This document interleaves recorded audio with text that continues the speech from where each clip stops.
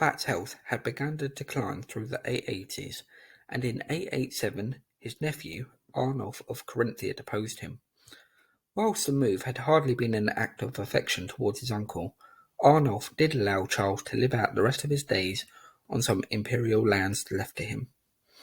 This, however, did not mean Arnulf automatically assumed total power.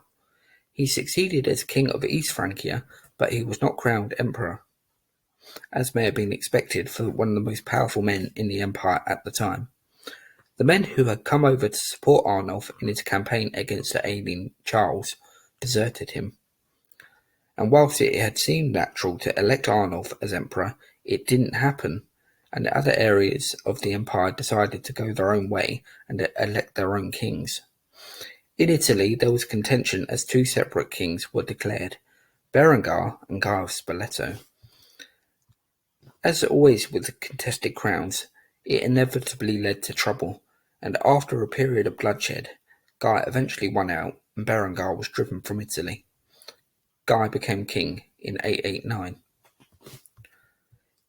In West Francia, the citizens there elected a man by the name of Odo as their king.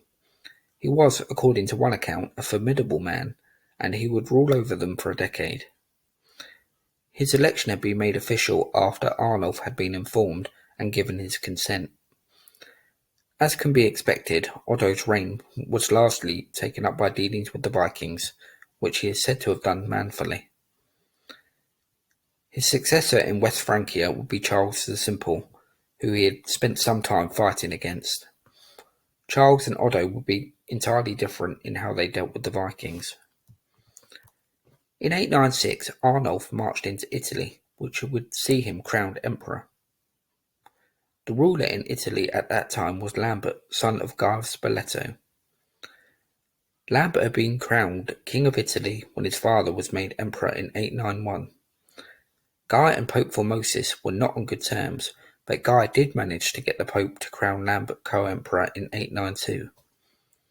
Guy's actual power was extremely limited, and he died in 894, with Lambert now left to try and fend off Arnulf by himself.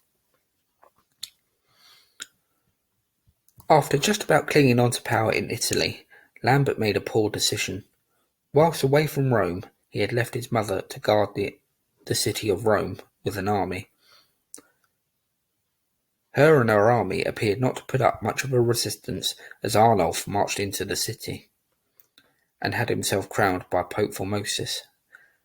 However, after his apparent triumph, Arnulf came down with what appeared to be a serious illness, which chroniclers at the time said gripped him for a long period.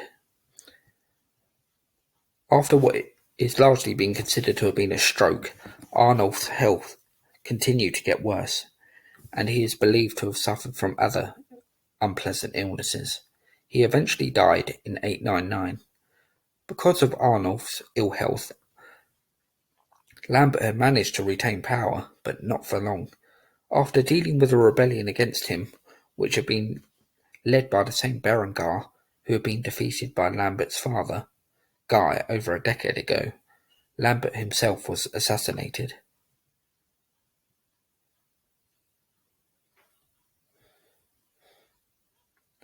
It is hard to judge what the legacy of these men actually was. Certainly Guy of Spoleto accomplished little. Arnulf himself seems to have been militarily capable, but his path to power had been born through treachery towards his own uncle, and he had died before he could fully establish a lasting legacy. As for Lambert, he too had his moments militarily, but like Arnulf, his life was ended prematurely, possibly when he himself wasn't even out of his teens. It is largely due to these factors that the emperors in this particular period have largely been forgotten in the history of the Holy Roman Empire.